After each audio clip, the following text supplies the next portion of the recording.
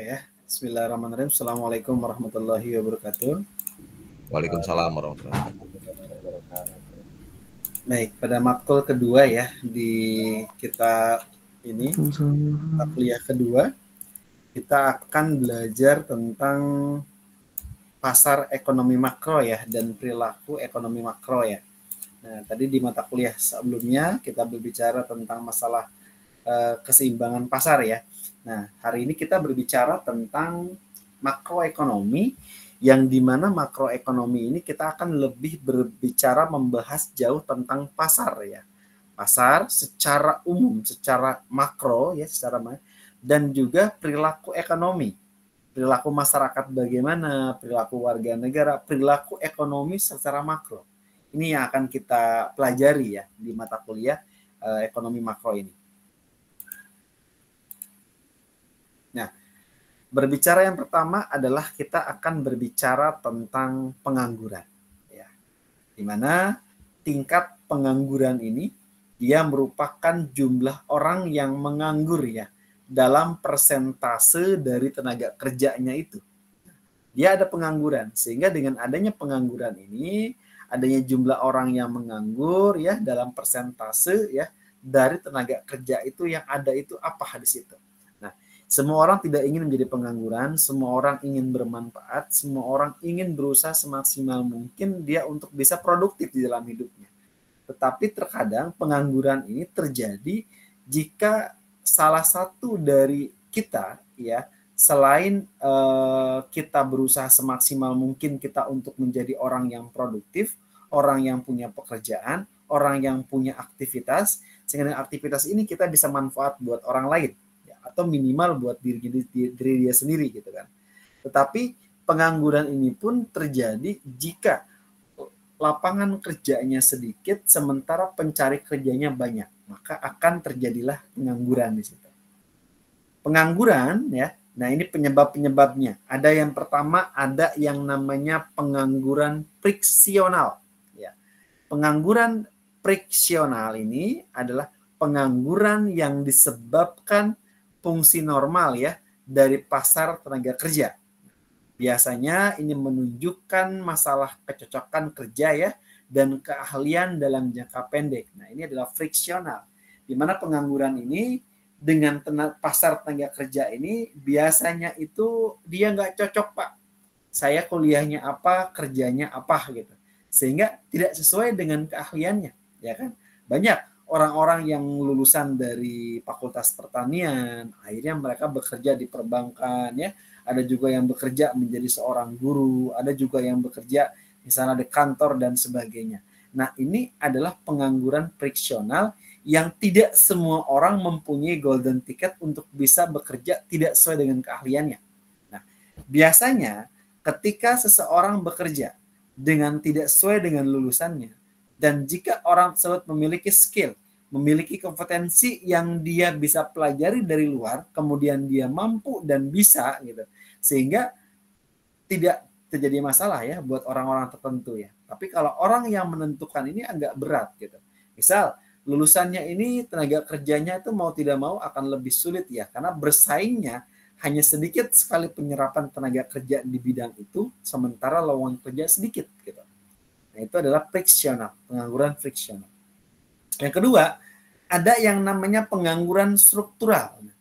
Pengangguran struktural itu apa? Pengangguran yang disebabkan adanya perubahan struktur perekonomian yang mengakibatkan banyak kehilangan pekerjaan dalam industri tertentu.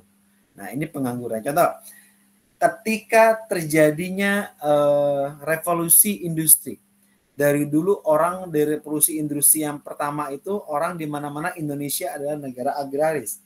Ketika Indonesia negara agraris kemudian mau berpindah menjadi negara yang ibaratnya lebih ke arah teknologi dan sebagainya ya, maka pengangguran struktural ini dengan sendirinya itu mengakibatkan ketidaksiapan. Ya, akhirnya para petani, para peternak dan sebagainya lahannya sudah mulai habis. Makanya mereka mau tidak mau akan kehilangan pekerjaannya ya dalam industri tertentu, gitu kan. Atau juga sama, sekarang apa nih pengangguran yang memang diakibatkan oleh perubahan zaman yang ada. Contoh, saat ini teller di perbankan zaman dulu, orang mau menabung dan mau ngambil uang harus ke bank. Ya. Dengan mengambil uang ke bank tanpa adanya mesin. Dulu masih belum ada ATM. Maka itu banyak tenaga kerja perbankan. Tapi ketika adanya mesin, adanya ATM, mau tidak mau, tenaga perbankan ini berkurang. Atau tenaga di tukang parkir, di mal-mal ya, di apartemen, di hotel dan sebagainya, yang dulunya ada petugas tuh, petugasnya satu orang yang kemudian yang memberikan tiket di awal masuk, kemudian satu orang dengan yang di setelah membayar ya, setelah dia mau keluar gitu. Nah saat ini kan terus ada di awal sudah tidak ada lagi pekerjanya, kemudian pulang pun tidak ada lagi. Sekarang udah pakai etol ya, sudah pakai e-money dan sebagainya. Sama dengan etol ya, tol juga sama. Jadi sekarang sudah pembayarannya dengan menggunakan digital. Nah ini juga banyak pengangguran yang terpuruk ya, mereka kehilangan pekerjaannya karena ada industri, ada perkembangan zaman ya, perkembangan zaman yang tidak bisa dipungkiri dan mereka harus terus berjuang untuk menghadapi itu. Kemudian yang ketiga, ada yang namanya pengangguran siklis. Di mana pengangguran siklis ini adalah pengangguran yang di mana peningkatan pengangguran selama terjadinya resesi. Kalau terjadinya resesi, berarti terjadinya krisis moneter. Dan atau pandemi kemarin ya, dan depresi ya. Sehingga dengan adanya pengangguran ini, orang yang bekerja pun gajinya hanya 50% atau gajinya 75%. Kenapa? Karena memang kondisinya adalah kondisi yang ketika misalnya mereka menganggur ya karena keadaan tertentu. Gitu. Ini adalah peningkatan pengangguran siklis ya, diakibatkan oleh terjadinya resesi. Kemudian ada lagi pengangguran dan output agregat. Pengangguran yang cenderung turun ya, bersama dengan turunnya output agregat dan demikian juga sebaliknya. Sehingga hasil yang didapatkan, ya produksi barang dan jasa yang akan dijual juga menurun dengan sendirinya. Karena kenapa? Karena tenaga kerjanya sedikit. Nah ini adalah pasar tenaga kerja klasik ya. Di mana pasar tenaga kerja klasik ini, di mana kurva penawaran tenaga kerja di sini menunjukkan jumlah yang akan ditawarkan oleh rumah tangga ya, kurva permintaan tenaga kerja yang menunjukkan jumlah yang akan diminta oleh perusahaan pada tingkat upah tertentu. Nah, ini ya. Ini D1 ya permintaan pertama, ini D0 permintaan mula-mula. Terjadi penurunan nih, ya kan? Dengan terjadinya penurunan di sini ada wage rate ya. Jadi W0 turun ke W1, kemudian lagi ada unit of labor tenaga kerja juga menurun nih. Dari yang mula-mula kemudian turun menjadi L1 di sini. Nah, penurunan ini diakibatkan adanya namanya pasar tenaga kerja klasik. Gitu. Kemudian ada lagi sticky wage. Nah, sticky wage ini adalah rigiditas, mengarah ke arah dari upah yang sebagai penjelasan keberadaan pengangguran tadi. Penjelasan upah relatif atas pengangguran ini dikatakan bahwa di mana pekerja ini akan menolak pemotongan upah jika pekerja di perusahaan ini tidak dianggap mengalami potongan yang serupa. Nah, biasanya ikut dengan aturan-aturan kerjaan dan sebagainya, sehingga tingkat yang namanya upah ya, penolakan pemotongan upah pun ini terjadi ya di dalam suatu perusahaan dan dilindungi juga dengan undang-undang yang ada. Kemudian ada lagi perjanjian mengenai upah. Di mana perjanjian mengenai upah di sini artinya adalah kontrak sosial atau secara implisit ya, di mana perjanjian tak terucap antara pekerja dan perusahaan bahwa perusahaan tidak akan memotong upah. Ini kalau kontraknya ini adalah kontrak yang tidak tertulis dan juga tidak terucap ya antara pekerja dan perusahaan, tetapi di sana tidak ada kata pemotongan upah. Tapi bisa terjadi Pak, bisa. Waktu zaman pandemi COVID kemarin ya, walaupun ini ada perjanjian tak terucap, tapi karena semuanya dalam keadaan kolab ya, penggajian di perusahaan pun ada yang sampai penggajiannya itu cuma separohnya, cuma 50% ya. Atau bahkan ada yang mereka yang gajinya itu 75%, ada yang 60% dan sebagainya, sampai mereka bekerja pun ada dibagi waktunya. Ada kerja sebagai WFH, ada kerja sebagai WFO ya, work from office, work from home di situ. Sehingga dengan sendirinya tenaga kerja ya, pemerintah juga di sini dalam keadaan yang luar biasa, dan pengangguran tuh banyak sekali ketika pandemi kemarin. Orang yang tidak ini kemudian dijadikan mereka untuk tidak bekerja ya, karena memiliki penghematan anggaran dan sebagainya, sehingga terjadinya pengurangan tenaga kerja. Kemudian apa lagi? Ada lagi kontrak namanya kontrak eksplisit. Kontrak eksplisit ini adalah perjanjian kerja yang menetapkan upah pekerja. Biasanya untuk periode 1 sampai dengan periode 3 tahun. Nah, ini adalah perjanjian PKWT ya. Nah, ini di sini di kontraknya sesuai dengan jam kerjanya, sesuai dengan gajinya ya, sesuai dengan kontraknya. Secara eksplisit, secara langsung tertulis. Ada lagi KOLA, Cost of Living Adjustment di sini. Ini adalah pasal kontrak yang mengkaitkan antara upah dan biaya hidup ya. Semakin tinggi inflasi, maka semakin tinggi kenaikan upah ya. Ini perjanjian mengenai upah ya, KOLA. Jadi tergantung ya dengan kontraknya itu bagaimana, yang mengkaitkan antara upah yang diterima oleh karyawan dengan biaya hidup yang semakin tinggi akibat terjadinya inflasi. Makanya menuntut di tanggal 1 Mei biasanya itu para karyawan berdemo untuk kenaikan gaji dan menyampaikan aspirasi-aspirasinya di situ. Kemudian ada lagi teori upah efisiensi. Teori upah efisiensi di mana di sini mengenai adanya pengangguran, di mana ada tingkat produktivitas pekerja yang meningkatkan sesuai dengan tingkat upah, sehingga perusahaan melihat ya adanya insentif untuk memberi upah di atas tingkat upah pasar. Nah, ini adalah teori upah efisiensi, bagus. Artinya sesuai dengan gaji UMR yang telah ditetapkan oleh pemerintah ya, sehingga lebih tinggi dibandingkan dengan UMR itu. Ini adalah teori upah efisiensi. Kemudian ada lagi hukum upah minimum. Hukum upah minimum ini adalah hukum yang menetapkan bahwa adanya tingkat upah terendah, yaitu tingkat minimum per jamnya di dalam melakukan suatu pekerjaan apapun. Ini adalah hukum upah minimum digunakan. Jadi kalau orang yang bekerja masih dalam bentuk per jam ya, jadi jam kerja dia sehari 8 jam, maka minimum yang dia dapetin per harinya berapa, per jamnya berapa gitu, dan seterusnya. Kemudian ada lagi tingkat pengangguran dan inflasi. Berbicara dengan tingkat pengangguran yang semakin lama semakin meningkat, dengan inflasi juga yang semakin lama semakin meningkat, sehingga dengan adanya kenaiknya output, dalam hal ini pemasukan agregat, menurunkan adanya tingkat pengangguran, dan demikian juga sebaliknya. Kedua, ada keterhubungan negatif antara tingkat pengangguran dan tingkat harga. Ya.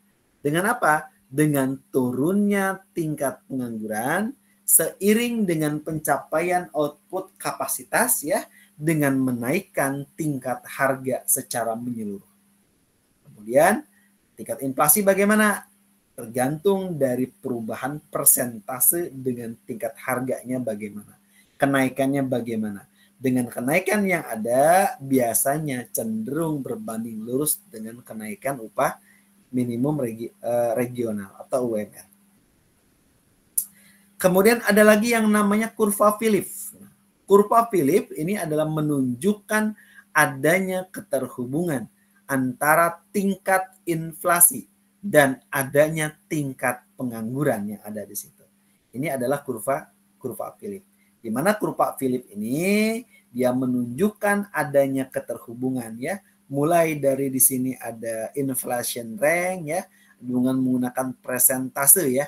Nah, persentase dalam P di sini dalam persen, kemudian ini adalah unemployment rate. Nah, tingkat pengangguran dalam hal ini. Sehingga tingkat pengangguran ini akan menurun tergantung dari inflasi yang ada. Semakin tinggi inflasi ya, maka pengangguran dengan sendirinya itu dia akan ini. Tapi ketika ada inflasinya dia turun, maka pengangguran akan semakin banyak dengan sendirinya. Nah, ini yang terjadi. Sehingga masih banyak di Indonesia ini kalau tidak bekerja di bawah naungan PT, biasanya mereka dengan sendirinya tidak ada yang namanya patokan. Patokannya apa? Patokan yang dimana dia satu dengan yang lainnya itu tidak harus disesuaikan dengan kemampuan dikembalikan ke penyedia tenaga kerja itu sendiri. Itu kalau swasta. Tapi kalau bentuk PT ya dia sudah ada izin dan segala macam bentuk PT, biasanya mereka mengikuti sesuai dengan yang namanya upah minimum regional yang ditetapkan tergantung dari produksinya itu apa di situ. Kemudian ada lagi trade off antara pengangguran dan inflasi. Bagaimana nih trade off-nya? Dengan adanya trade off antara pengangguran dan inflasi ini, ada trade off jangka pendek ya antara inflasi dan pengangguran, namun juga ada faktor selain pengangguran yang juga mempengaruhi terjadinya inflasi. Nah, sehingga yang terjadi apa? Dengan jangka pendek ini, selain inflasi yang memang ditakutkan ya, sehingga akan ada berimbas fatal terhadap harga suatu barang ya, kemudian juga ini trade off juga dengan pengangguran yang ada juga sama. Semakin banyak pengangguran, biasanya efeknya selain dia bekerja, juga tingkat kriminalitas akan semakin tinggi dan sebagainya. Dengan membuat kebijakan ya jauh lebih rumit ya dari sekedar memilih satu titik di sepanjang kurva yang jelas dan mulus di situ. Sehingga kebijakan dari pemerintah yang rumit kebijakannya sehingga terjadi adanya pengangguran, dalam hal ini ada titik sepanjang kurva yang jelas dan mulus. Kalau digambarkan dengan kurva yang tadi ya. Kurvanya. Di sini mulus dia bentuknya. Tapi di sini kan semakin sedikit nih persentase pengangguran sedikit, inflasinya dia semakin tinggi. Maka kalau pengangguran semakin banyak, inflasinya dia sedikit di sini. Kemudian ada lagi tingkat alami pengangguran dan nairu. Tingkat alami dari pengangguran ini adalah pengangguran yang terjadi sebagai bagian normal ya dari fungsi perekonomian secara global. Ada lagi nairu namanya non-accelerating inflation rate of unemployment. Di mana nairu ini dikatakan bahwa tingkat inflasi yang tidak bertambah cepat dari pengangguran. Tergantung dari penganggurannya itu apa. Sehingga kita selaku generasi penerus bangsa yang memang akan membangun bangsa ke depannya ya, sehingga kita semaksimal mungkin berusaha semaksimal mungkin agar kita menjadi bagian untuk bisa membangun bangsa dan negara untuk menjadi sesuatu hal yang baik. Sehingga apa yang bisa kita katakan, apa yang bisa kita berikan buat negara, apa yang bisa kita berikan buat orang banyak, sehingga kita bermanfaat buat menjadi orang yang lebih manfaat lainnya. Sehingga tingkat pengangguran yang ada kita minimalisir, kita berusaha semaksimal mungkin untuk tetap menjadi orang yang produktif di situ. Baik, itu yang bisa saya sampaikan di dalam berbicara masalah pasar dalam ekonomi makro dan perilaku ekonomi makro yang berbicara lebih dalam tentang pengangguran dan dampak inflasi ya di dalam kehidupan. Monggo, silakan jika ada yang sharing atau pertanyaan.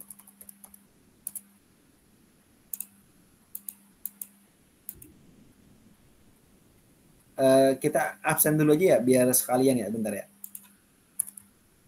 Ya, mumpung saya buka Edlink. Makro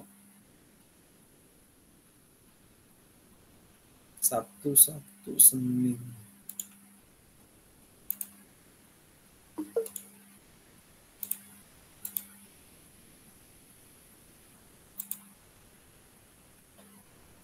Absennya masih sama nggak? Orang-orangnya sama kan? Sama, Pak. Ini tadi hadir semua ya. Langsung aja ya kalau sama ya. Biar saya nggak bolak-balik. Ini sesi 1, sesi 2-nya.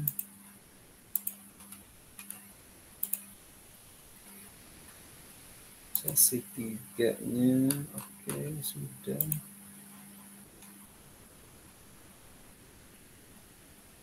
Calon ini 22 April.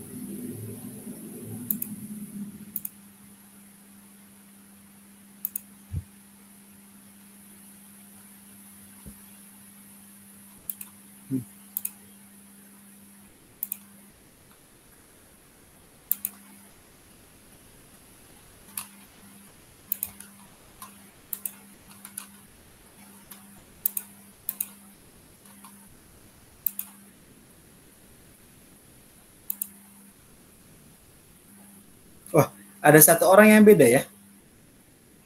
Tadi cuma 3.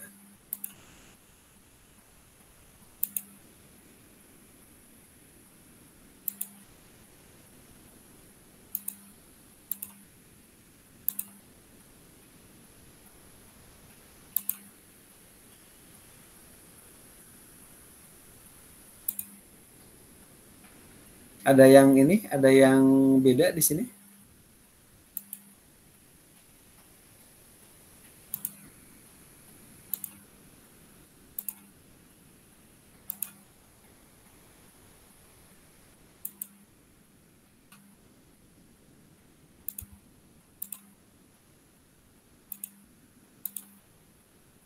Coba ini ada 4.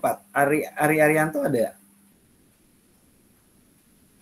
Tadi kayaknya nih Maya ada, Wakalawan ada, Tia ada. Ini yang Ari Haryanto nih.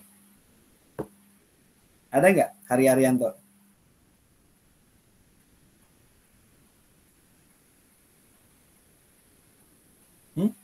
Nggak ada? Nggak hadir kayaknya, Pak. Ya, berarti ini bisa nggak hadir kalau dia kan cuma ikut ini doang kayaknya ya. Bisa jadi dia belum gabung juga karena kita mulai jam 8 kayaknya. Coba deh padahal grup kita sama ya, satu grup ya. Nanti diingetin ya yang satu nih, kalau nanti hadir disampaikan ya. Oke, monggo kita sharing, silahkan kita tanya jawab ya. Monggo dipersilakan. Mas Tommy, silakan Mas Tommy. Baik, terima kasih. Sebelumnya minal aidin wal faizin, Pak. Mohon maaf lahir batin jika ada tutur kata yang salah dan ada kegagalan paham dari saya pribadi, Pak, mengenai materi. Yang tadi saya melihat ada apa ya? Cost of apa ya, Pak? Yang apa tuh? Kola ya kalau nggak salah ya, Pak. Tentang yang kola apa tadi kalau nggak salah? Kola cost of living ya, adjustment itu ya. Oh iya. Okay. Cost of living adjustment, Pak. Kalau dasar perhitungannya tuh mengikuti inflasi atau ada regulasi tersendiri, Pak, atau sesuai dengan kemampuan perusahaan, Pak? Karena tadi Bapak sampaikan kan biasanya 1 Mei itu teman-teman turun ke jalan untuk betul. Untuk karena kalau inflasi berarti hanya menyamakan harga. Tapi kalau sesuai dengan kemampuan perusahaan juga dilema buat karyawan sih sebetulnya. Nah, saya coba tangkap dari 2 perspektif. Dari sebagai kita employee pasti mintanya banyak. Tapi kalau kita sebagai budget owner pasti juga memikirkan kelangsungan perusahaan. Nah, win-winnya tuh gimana, Pak, kalau menghitung tentang cost living of adjustment tadi, Pak? Makasih, Pak. Oke, baik, makasih. Hubungan dengan KOLA ya, cost of living adjustment itu. Itu tadi pasal kontrak nih yang mengkaitkan antara upah dan biaya hidup nih biasanya. Biasanya pengangkatan karyawan kartap juga saat ini agak berat ya, karena perusahaan saat ini juga mereka dengan undang-undang Omnibus Law itu boleh mengkontrak sampai beberapa kali gitu. Kalau dulu kan 1 kali, 2 kali, 3 kali kemudian bisa kartap dan sebagainya ya. Kalau saat ini nggak bisa seperti itu. Nah, berbicara dengan tadi ya tentang mencari win-win ya dengan perhitungan cost of living adjustment ini ya, di mana KOLA ini dalam pasar kontraknya ini berdasarkan dari beberapa faktor ya. Tadi salah satunya dikenal dengan nama adanya inflasi dan kemampuan finansial perusahaan gitu ya. Nah, memang di perusahaan ini terutama teman-teman yang bekerja di dunia industri ya, teman-teman terselamatkan dengan adanya undang-undang ya, dengan adanya KOLA ini. Sehingga teman-teman pasti bisa mendapatkan dengan yang namanya UMR yang didapatkan. Tapi teman-teman bisa melihat dengan orang-orang yang bekerja di bawah naungan yayasan, orang-orang yang bekerja di bawah naungan perusahaan yang memang perusahaannya belum dikatakan perusahaan yang mampu ya, yang mampu mereka dengan UMR ya, sehingga perusahaan pribadi atau mungkin perusahaan bentuk CP, firma, atau mungkin perusahaan-perusahaan yang lainnya yang memang notabene-nya mereka adalah UMKM dan sebagainya. Mereka di sini berbicara dengan inflasi dan UMR saja, mereka kadang-kadang itu gaji mereka di bawah dengan standar itu. Lagi kalau kita lihat pegawai negeri sipil juga kalau lihat dari gaji dengan gaji UMR dengan gaji perusahaan beda banget gitu. Karena memang yang di freezer kerjanya juga berbeda ya dengan perusahaan ya. Apalagi teman-teman yang bekerja di bidang operator ya, yang memang notabene-nya teman-teman mengoptimalkan yang namanya otot ya teman-teman untuk bekerja ya, yang ibaratnya menguras keringat teman-teman sehingga teman-teman merasa bahwa kerja teman-teman itu capek luar biasa. Kita melihat ke bawah lagi orang-orang yang bekerja tidak di bawah naungan PT, kontraktor-kontraktor yang memang notabene tenaga kerja buruh kasarnya itu diambil dari siapa aja yang mau dengan upah tanpa ada namanya kontrak kerja yang jelas, upah dan sebagainya, kemudian juga jaminan hari tua ataupun faktor kesehatan dan sebagainya pun jarang diperhatikan sama mereka gitu. Dan teman-teman yang bekerja di perusahaan itu salah satu golden ticket ya, yang teman-teman bisa dapatkan kenaikannya setiap tahun ya, kenaikannya. Bahkan teman-teman bisa mendapatkan UMR, mendapat gaji THR dan juga mendapatkan bonus biasanya setiap awal tahun ya. Nah, biasanya dengan kemampuan perusahaan secara finansial dan terjadi inflasi, biasanya ini KOLA ini juga disesuaikan dengan adanya tingkat inflasi untuk memastikan bahwa upah yang teman-teman terima, baik teman-teman sebagai karyawan, baik teman-teman sebagai karyawan tetap ataupun karyawan kontrak ya pada umumnya, nah ini sejalan dengan biaya hidup yang terus meningkat. Namun kemampuan finansial perusahaan juga ini bisa mempengaruhi tergantung besarnya kenaikan upah yang diberikan. Jadi intinya apa Pak? Intinya mereka mengkombinasikan, mengcombine antara inflasi ya dan kemampuan dari perusahaan itu sendiri. Bahkan kalau teman-teman lihat ya, ketika misalnya buruh dalam artian teman-teman ini dia turun ke lapangan ya, kemudian berdemonstrasi, kemudian teman-teman menyampaikan aspirasinya tentang kenaikan dan segala macam ya, sehingga kenaikan itu pun ketok palunya kan tidak apa yang teman-teman inginkan itu naik. Biasanya mereka nanti akan ada win-win, akan ada duduk bersama ya antara pekerja, antara pengusaha dan pemerintah sebagai pemegang kendali kebijakan di sini. Sehingga kenaikannya itu sebenarnya kalau saya mengatakan itu sama dengan kemampuan inflasi dan kemampuan perusahaan secara umum gitu.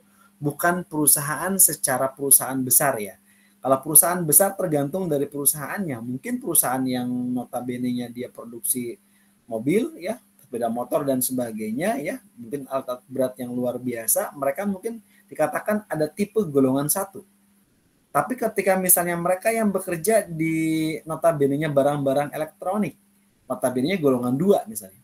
Atau ada lagi yang garment, yang notabene-nya mereka adalah tentang masalah baju, ya pakaian dan sebagainya, dan itu mungkin golongan 3 gitu. Sehingga UMR pun dibagi menjadi 3 golongan. Ada UMR yang golongan 1, golongan 2, dan golongan 3 gitu. Nah, saya ingat saya juga kerja di PT tahun 2006. 2006 gaji UMR 2006 itu masih 825.000 UMR 2006. Kemudian 2007 naik jadi 1.025.000. Kenaikan dalam setahun kurang lebih sekitar 200.000 ya. Pada waktu itu ya cukup lumayan murah ya. Biaya kuliah aja masih sekitar 1.500.000 itu udah per semester gitu ya. Saat ini biaya kuliah udah nyampe sampai 4 sampai dengan 5 ya sekarang ini ya. Itu artinya apa? Kenaikan inflasi dan kebutuhan barang-barang semakin tinggi itu sebanding sebenarnya. Kalau teman-teman perhatikan. Teman-teman saat ini melihatnya yang paling gampang itu saya melihatnya tentang membandingkan itu yang stabil itu adalah harga emas. Harga emas saat ini per gramnya berapa misalnya? 1 gram emas. 1 jutaan, Pak. 1 gram emas tuh udah 1 jutaan ya. 1 gram emas murni ya. Udah 1.350.000 ya.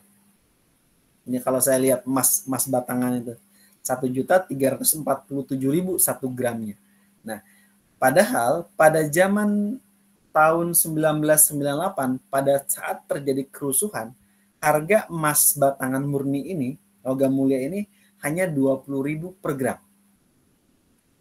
Berarti tahun 98 dan tahun sekarang 2024 ini kurang lebih sekitar 26 tahun ya. 26 tahun itu berarti harga dari uang dulu 20.000 dengan uang 1.347.000 itu sama. Nilainya sama ya. Kemudian nilainya besar tetapi yang namanya value-nya itu sama aja dengan uang 20.000 nih. Pada zaman dulu. Zaman dulu ada yang namanya lagu abang tukang bakso juga beli bakso cuma 500 perak. Sekarang beli bakso udah nggak bisa 500 perak ya. Harganya udah nyampe 15.000 sampai 20.000 bahkan lebih daripada itu. Artinya apa? Nilai mata uang itu nominalnya besar tetapi nilainya kecil. Itu artinya apa? Ketika teman-teman menyimpan tabungan di bank, berarti teman-teman dengan sendirinya nilai uang teman-teman yang disimpan di bank itu kalau tidak teman-teman pakai, tidak teman-teman simpan bertahun-tahun, teman-teman berarti kalau saya mengatakannya itu nilai mata uangnya turun walaupun nominalnya sama, ya kan, di situ. Sehingga inflasi yang ada ya, yang menjadi salah satu nilai mata uang ini turun ataupun naik tergantung dari kenaikan harga barang seluruh dunia, kemudian juga inflasi dari pemerintah, kemudian juga kemampuan perusahaan. Sehingga kalau perusahaan nggak mampu, kolab perusahaan yang ada. Maka dari itu kita berpikir ke depannya bahwa selamanya kalau kita masih menjadi seorang pekerja yang masih menerima gaji bulanan setiap bulannya, berarti secara tidak langsung kita kasih blueprint tidak ada kenaikan gaji secara nilai. Nominalnya besar, tapi implikasinya sebenarnya sama dia dengan hanya penyesuaian harga-harga saja. Dengan penyesuaian harga yang sama, ya secara otomatis ya nilai mata uang kita dan kita bekerja sampai dengan kita pensiun pun sama nilainya. Apalagi kita menabung nih, kita nabung pakai tabungan jangka panjang ya dengan menghasilkan nggak bisa diambil sampai dengan uang kita ambilnya nanti 40 tahun kemudian gitu. Nah mungkin nilai uang 1 miliar di tahun 2024 30 tahun yang akan datang nilai 1 miliar mungkin setara dengan nilai 100 juta pada saat nanti gitu kan nilainya. Kenapa? Karena nilainya turun. Seperti tadi saya katakan, harga emas murni zaman tahun 1998 Rp20.000. Saat ini 26 tahun yang akan datang, 20.000 itu setara dengan 1.347.000. Itu 20.000 dan 1 juta. Nolnya udah jauh kemana-mana. Nah, mungkin uang 1 miliar pada tahun 2024 dan nanti akan ada di tahun 2045 mungkin sama dengan 100 juta, uang 1 miliar. Nilainya besar, tetapi value yang diberikan atau manfaat yang diberikan tentang nilai mata uang tersebut kecil, hanya nominalnya saja yang besar. Nah, sehingga kenaikan upah dengan tadi berbicara masalah cost of living adjustment ini, KOLA ini tetap yang mengaitkan antara kebutuhan hidup. Kalau inflasinya kecil, otomatis kenaikan kecil. Kalau inflasinya besar, maka kenaikan juga akan semakin besar. Semakin tinggi inflasi, maka semakin tinggi kenaikan upah yang ada. Kenapa? Karena untuk memenuhi kebutuhan, untuk memenuhi yang namanya biaya hidup yang diberikan oleh perusahaan untuk kita selaku karyawan di situ. Seperti itu ya, mudah-mudahan bisa menjawab. Jadi kalau teman-teman mau nabung dengan menggunakan nabungan uang, ya saya bilang sayang banget gitu, karena nilainya pasti ya kecil banget gitu nilainya. Gitu. Dengan sendirinya, kalau teman-teman mau menabung, ya teman-teman bisa nabung mulai ke logam mulia, ya nabungnya. Pak, daripada saya nabung per bulan 1 juta, 2 juta setiap bulan, mendingan saya mencicil logam mulia di bank, ya. Jangka waktu berapa tahun, Pak? Terserah, mau setahun, mau 2 tahun. Sehingga nanti ketika sudah 2 tahun ya, harga emas itu dia terus naik. Minimal stabil harganya. Tapi kalau teman-teman nabung 2 juta terus menerus selama 2 tahun ya, berarti 24 juta, 48 juta yang didapetin. Nah, 48 juta 2 tahun yang akan datang mungkin akan sama dengan uang sekitar 30 juta, akan turun kan, terjadi dengan inflasi yang ada.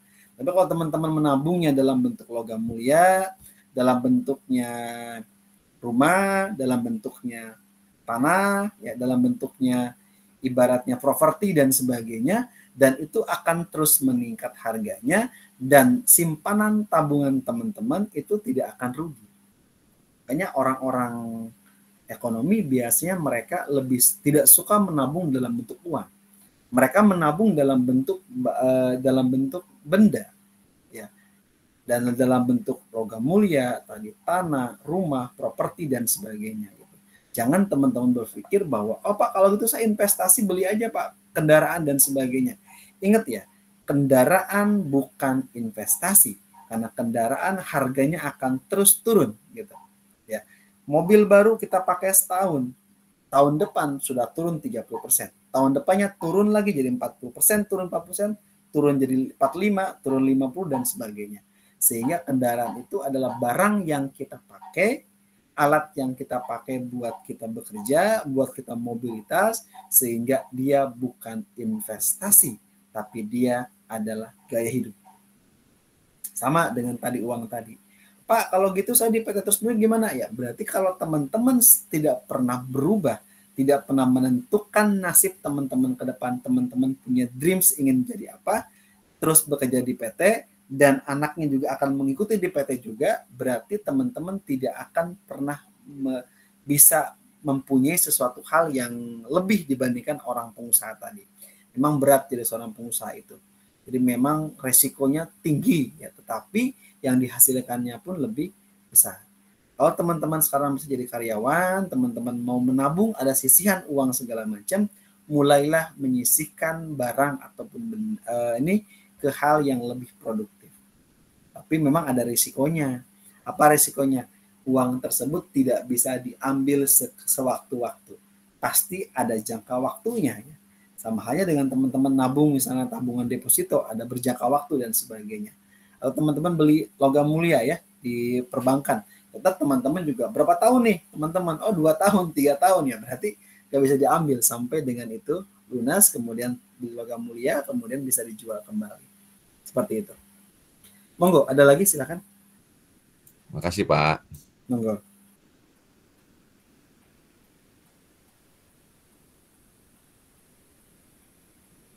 Berarti sekarang yang harus kita sama-sama pikirkan ke depan.